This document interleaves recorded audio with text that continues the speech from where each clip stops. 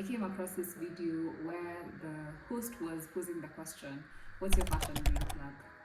And the person responding said, her fashion red flag is when a person is dressed a little badly. Because it tells her, or it lets her know that the person is actually experimenting with style. They're pushing their boundaries and experimenting. Basically, the fashion equivalent of a scientist. And that really stuck with me and shifted my perspective on how I think about style. Let's talk about the reason you're likely to be the butt of the joke when you're constantly experimenting with style. The first reason is that most people may simply not understand it yet. Do you remember when we used to do our nails like this?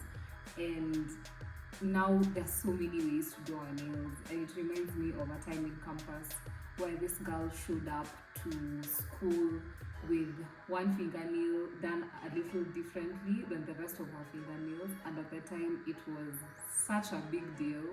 Like, everyone was so shook. But right now I cannot imagine a world where that diversity in creativity doesn't exist. So if people are confused by your style today, relax, you're probably just early. Let's face it, history has never respected a pioneer in real time. And there's actually a theory that addresses this very concept. Yes, your outfit is academically backed, you're welcome. The concept or the theory is referred to as the diffusion or innovations theory, and it tackles how new ideas, new concepts, and technologies spread throughout society. And spoiler alert, not everyone gets it at the same time, which is our second point. Let's get technical for a second. Don't sweat it, I'll make it worth your while. So innovations don't just blow up overnight. They follow a timeline, and different people fall into different categories depending on how fast we get with the program. So what does that actually look like in real life when it comes to fashion? If you are constantly pushing your boundaries and limits with style and you're always experimenting, you may fit in the innovator or early adopter categories. Innovators are risk takers. They are usually the first to test and even invent new concepts and new ways of doing things. Early adopters are thought leaders. They love to experiment with new concepts and technologies, and they will often lead the pack. The early majority is usually the group that will get with the program just before everyone else does. They take longer than their previous counterparts to decide whether or not they would like to engage. The late majority is characterized by skepticism. They tend to embrace the concept shortly after everybody else has, and often because of social or economic pressure. Lastly, and this is the last stage of the diffusion of innovations theory concept, and the last type of person. So the laggards are traditionalists. They are usually fixated on the past, and they are comfortable just living with the ideas from the past. They are often very, very suspicious of the innovators and the early adopters. Let's pause for a second. Where do you fit in the diffusion of innovations theory? Are you an innovator? Are you an early adopter? Or do you fall in the early majority, late majority, and laggard groups?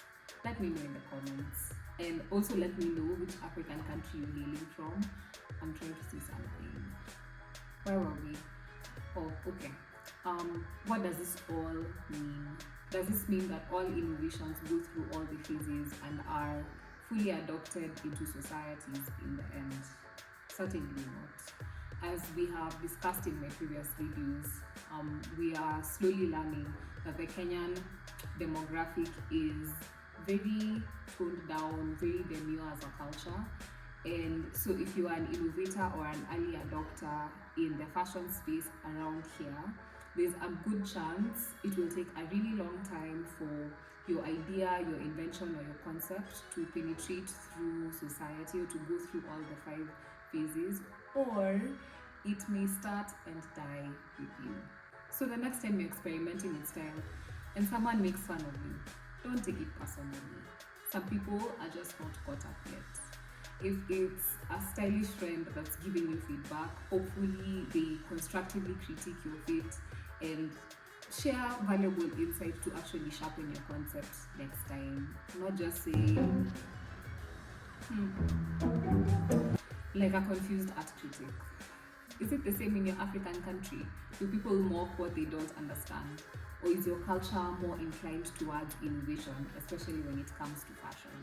Don't just scroll, school me. Share your take in the comments and let's elevate together. If you've come this far, I would like to say thank you very much for staying through. I made this video to address some of the comments that I got from my previous videos, some of the recurring comments rather, and I will be addressing more and more questions and comments moving forward. So if you're interested in learning more about African fashion, in learning more about how the industry works, you are in the right place. I encourage you to like, share and subscribe. Share this with a friend who you think would benefit from this conversation or who would be interested in engaging in a conversation such as this one. See you next time.